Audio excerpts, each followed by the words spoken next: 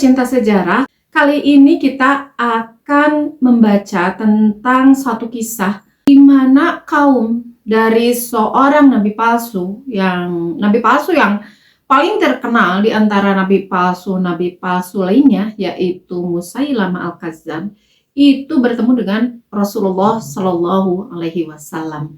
Dikisahkan mereka ada satu rombongan dari kaumnya Musailama al-Kadzdzab, itu berikut dia sendiri, Musailamanya sendiri datang menemui Rasulullah Shallallahu Alaihi Wasallam. Hanya inilah justru cikal bakal di mana ide untuk menjadi nabi palsu itu muncul di kepalanya. Kalau yang lain ya, ada dua hal. Kafir itu artinya mengingkari, menutup diri dari kebenaran, dan pilihan yang keduanya masuk Islam. Selalu itu yang terjadi. Hanya di Musailama al-Kadzdzab itu muncul ide yang ini ide pertama yang muncul, yang mungkin memberi ide kepada orang-orang lain untuk sama melakukan hal seperti dia, yaitu menjadi nabi palsu. Bertemu dengan Rasulullah justru membawa dia pada ide yang luar biasa, yang aneh, dan mungkin ide ini bahkan tidak dipikirkan oleh setan sendiri ya. Hanya dia yang memikirkan ide seperti ini.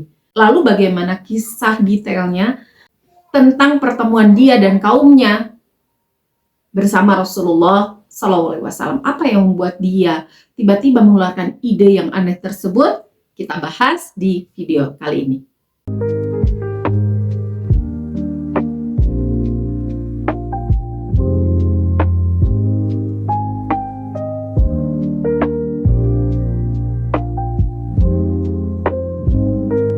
Assalamualaikum warahmatullahi wabarakatuh. Teman pecinta sejarah, apa kabarnya hari ini? Mudah-mudahan dalam keadaan sehat dan selalu dalam lindungan Allah Subhanahu wa Ta'ala.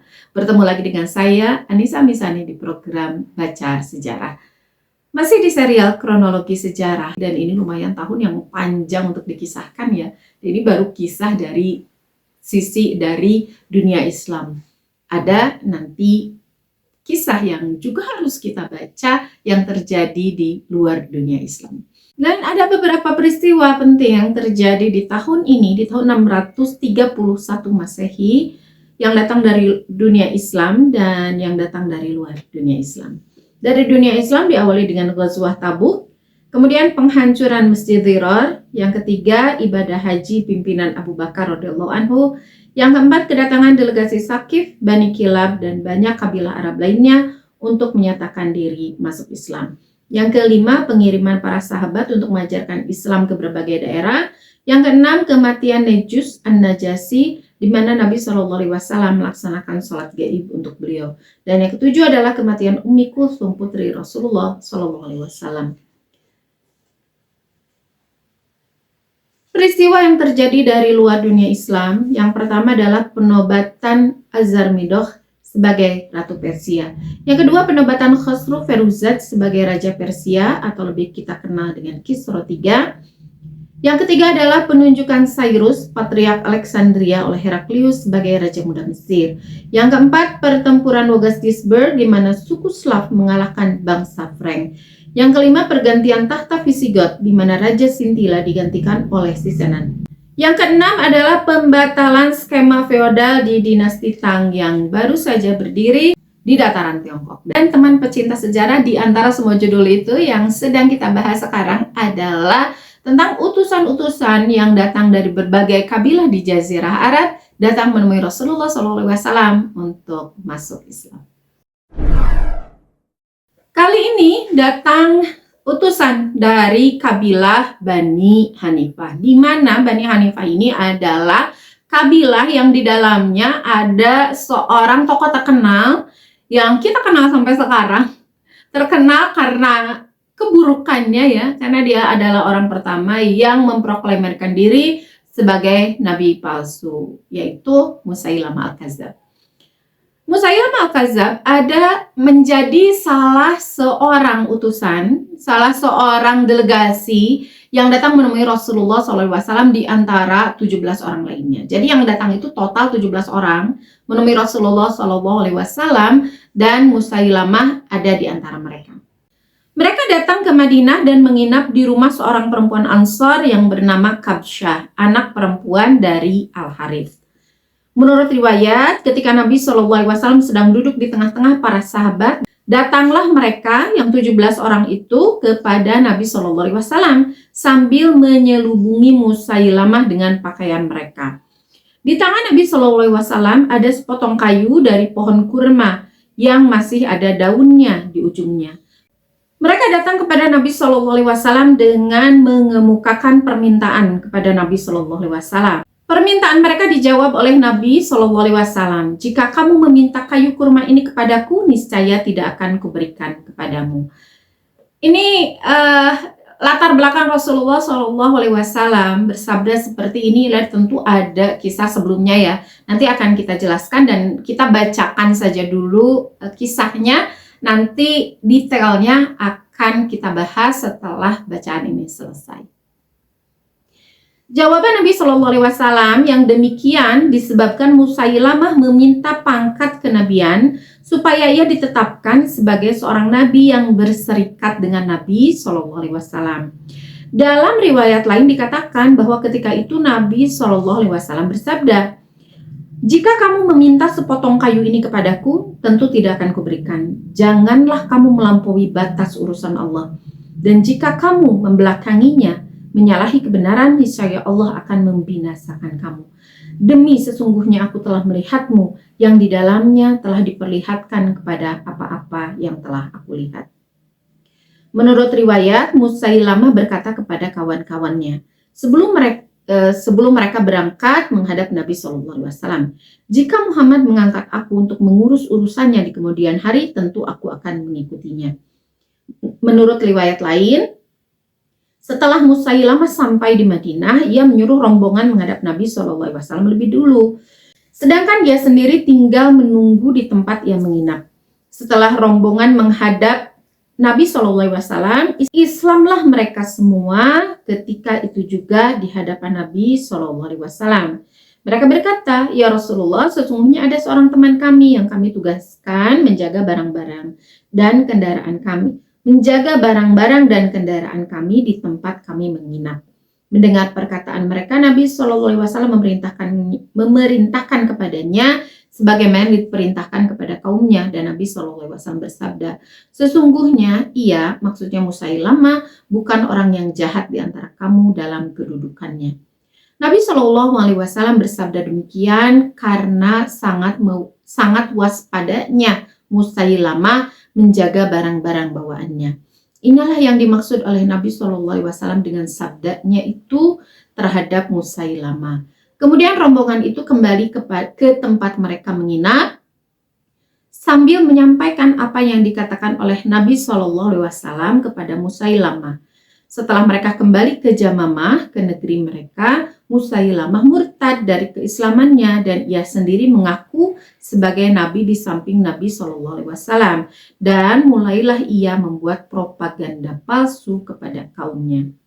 Musailamah berkata bahwasanya aku berserikat dalam soal kenabian dengan Muhammad. Dan dia berkata kepada kawan-kawan yang pernah diutus menghadap Nabi SAW, "Tidaklah ia," maksudnya Muhammad, "berkata kepadamu dikala kamu menyebut-nyebut namaku kepadanya. Sesungguhnya ia," Musailamah itu, "bukanlah orang yang jahat di antara kamu dalam kedudukannya. Maksudnya ialah supaya kamu ketahui bahwa aku berserikat dengan dia dalam segala urusannya." Demikianlah perkataan Musailamah kepada kawan-kawannya. Teman pecinta sejarah, kita runut ya kejadiannya. Jadi ini ada dua pendapat yang tadi kita baca. Pendapat yang pertama, Musailamah datang langsung bertemu dengan Rasulullah SAW dan langsung berdialog dengan Rasulullah. Riwayat yang kedua, Musailamah tidak bertemu dengan Rasulullah SAW dan ia menunggu di kemahnya. Sebagaimana yang kita tahu ya di kisah-kisah sebelumnya atau di penginapan lah ya. Dan sebagaimana kita tahu di kisah-kisah sebelumnya itu selalu ada orang yang ditugaskan untuk menjaga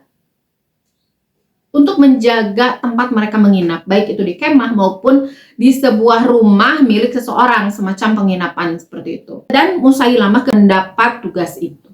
Kita bahas dua pendapat tersebut. Pendapat yang pertama, 17 orang dari Bani Hanifah ini datang, itu tinggal di sebuah tempat, di sebuah penginapan milik seorang muslimah yang bernama Kabsyah. Ini anak perempuan dari Al-Haris, berarti Kabsyah binti Haris, ya. 17 orang ini datang menginap di situ, kemudian keesokan harinya mereka datang menemui Rasulullah SAW setelah dijadwalkan pertemuan tersebut, dan mereka mendapati Rasulullah SAW itu sedang duduk bersama para sahabatnya. Pada saat itu mereka mendapati juga Rasulullah SAW itu sedang memegang tangkai kurma, yang tangkai atau dahan lah ya, yang di situ masih ada daunnya. Lalu terjadi dialog di antara mereka.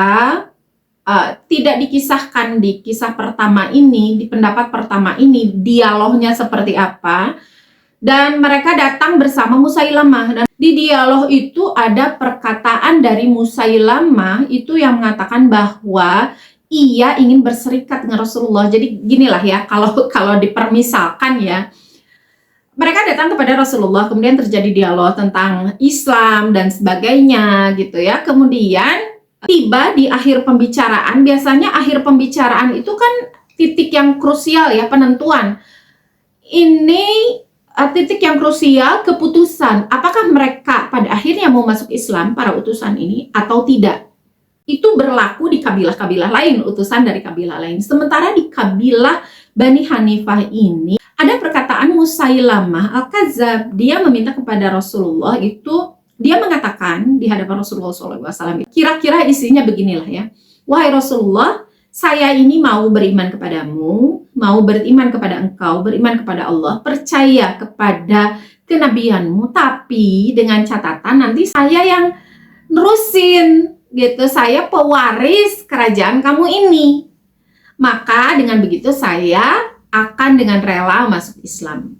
Karena ada kalimat seperti itu dari Musailamah, maka keluarlah sabda Rasulullah SAW yang beliau bersabda, kalaupun kamu minta tangkai kurma ini untuk diberikan, maka aku tidak akan memberikannya kepadamu. Atau sabda beliau yang lebih panjang yang tercatat, jika kamu meminta sepotong kayu ini kepadaku, tentu tidak akan kuberikan. Janganlah kamu melampaui batas urusan Allah. Dan jika kamu membelakanginya, menyalahi kebenaran, niscaya Allah akan membinasakan kamu.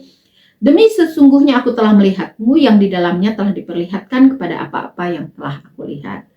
Maksud dari perkataan Nabi SAW adalah Nabi SAW itu telah diperlihatkan oleh Allah dalam mimpi bahwa pada masa itu atau sesudah beliau akan ada dua orang yang mengangkat dirinya menjadi nabi. Menurut keterangan beliau sendiri, di waktu aku sedang tidur, aku melihat dua buah gelang emas yang kedua-duanya menyusahkanku. Kemudian diwahyukan kepadaku supaya meniup kedua gelang itu. Kemudian aku tiup keduanya, maka terbanglah kedua gelang itu. Sesudah itu aku takwilkan impianku itu. Maka takwilnya adalah sebagai berikut. Akan lahir dua orang pendusta yang akan datang di kemudian hari, yaitu Al-Ansi dan Musailamah. Al-Ansi ini nanti akan dibahas ya, kemungkinan dibahas pada masa Abu Bakar As-Siddiq ya, sama-sama nabi palsu. Dan Musailamah ini disebut juga oleh Rasulullah SAW sebagai takwil dari mimpi beliau. Nah, itu kisah yang pertama. Kemudian pendapat yang kedua, kisahnya adalah ketika 17 orang datang dari Bani Hanifah ini, Musailamah nggak dibawa. Ia ditugaskan di penginapan untuk menjaga barang-barang mereka. Dan yang 16 orang ini datang menemui Rasulullah SAW. Terjadilah dialog, wahai Rasulullah, Islam itu bagaimana? Kemudian Rasulullah menjelaskan tugas kami apa gitu ya. Itu dialog-dialog yang standar dari utusan-utusan. Dan ujungnya di akhir pembicaraan yang 16 orang ini masuk Islam. Setelah tahu apa yang harus mereka lakukan, apa kewajibannya, apa yang boleh, apa yang tidak boleh gitu ya. Dialog itu berakhir dengan masuknya 16 orang ini ke dalam agama Islam. Nah, setelah masuk Islam, ada obrolan-obrolan yang ringan. Wahai Rasulullah, sebetulnya kami ini tidak 16 orang yang datang, itu ber-17.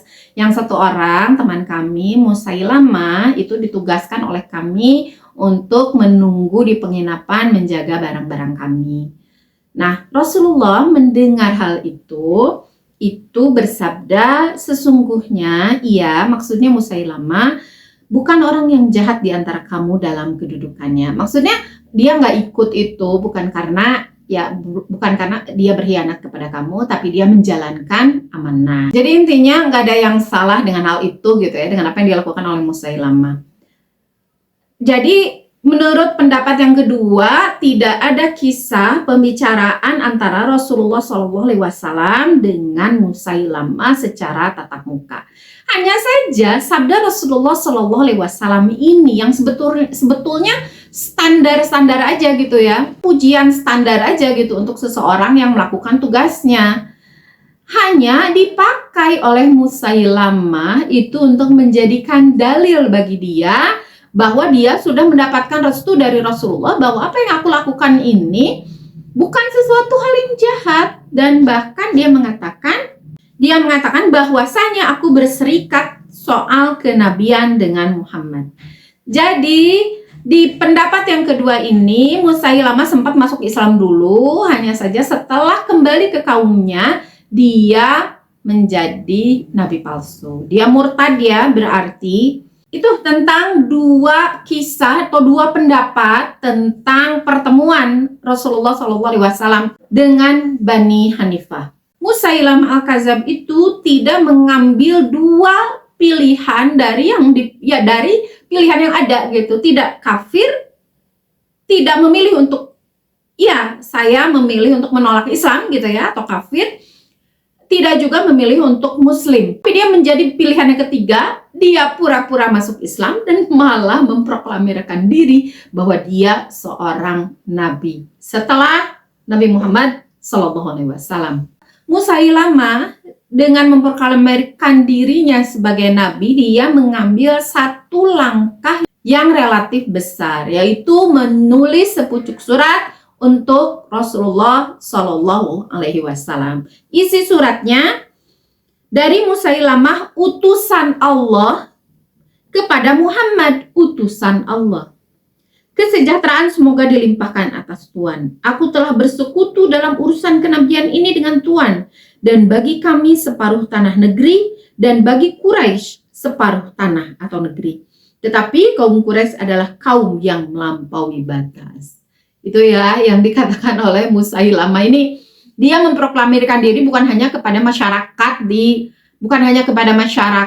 daerahnya, bukan hanya kepada Bani Hanifah saja, tetapi dia langsung menulis pucuk surat kepada Rasulullah SAW. Ini memperlihatkan ya kepada kita bahwa dia itu pikirannya kemana sih gitu. Maksudnya berani sekali langkah yang dia ambil. Dia memproklamirkan diri kepada orang atau seseorang yang ingin dia kudeta gitu. Kabar tentang Musailamah ini tentu sampai ke Madinah, dan ketika surat ini diterima oleh Rasulullah SAW, tentu Rasulullah SAW langsung bereaksi, karena ini bukan hal yang bisa didiamkan ya, tetapi ini menjadi hal yang harus cepat direaksi.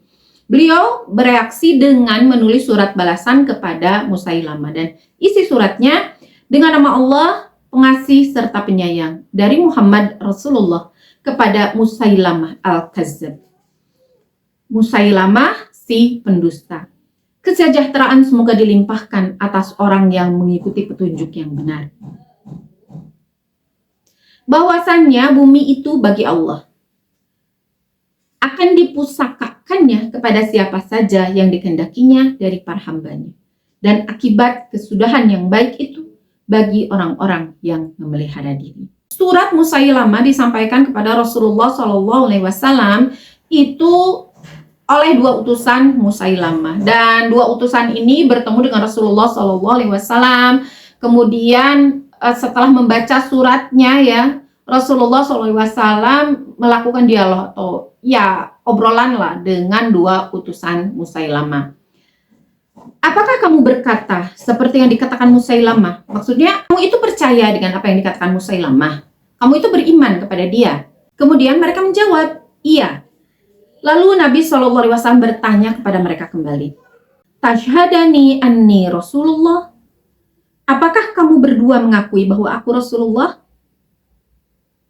Kamu kalau kepada Rasulullah, kalau kepadaku juga mengakui, gitulah. Mereka menjawab, kami mengakui bahwa Musailamah itu Rasulullah.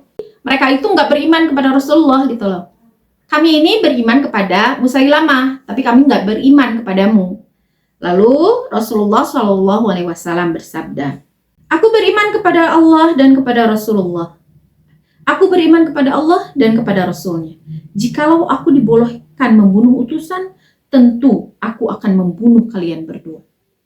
Tetapi secara hukum internasional lah ya, bahwa utusan itu tidak boleh diperlakukan semena-mena, tidak boleh dibunuh. Dalam riwayat lain beliau bersabda, jika Rasul boleh membunuh utusan, niscaya aku akan memenggal leher kamu berdua. Demikianlah riwayat singkat kedatangan utusan kaum Bani Hanifah dan Musailamah yang telah mengangkat dan mengakui dirinya menjadi nabi sebelum Nabi SAW wafat. Menurut riwayat, peristiwa ini terjadi pada tahun ke-10 Hijriah atau tepatnya di tahun 631 Masehi akhir.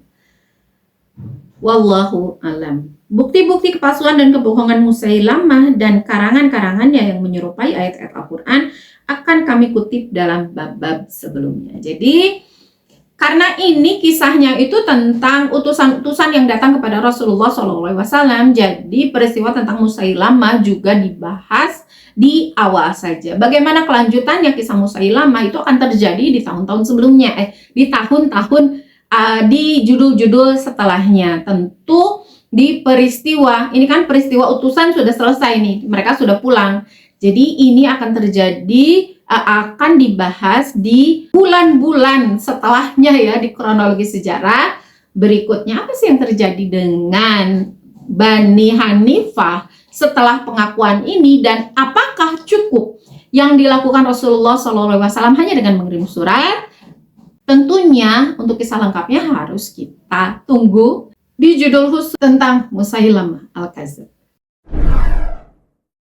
Terima kasih sudah menyimak sampai detik ini. Mohon maaf atas segala kesalahan. Berjumpa lagi di video berikutnya. Jangan lupa untuk subscribe, like, komen, dan share. Wassalamualaikum warahmatullahi wabarakatuh.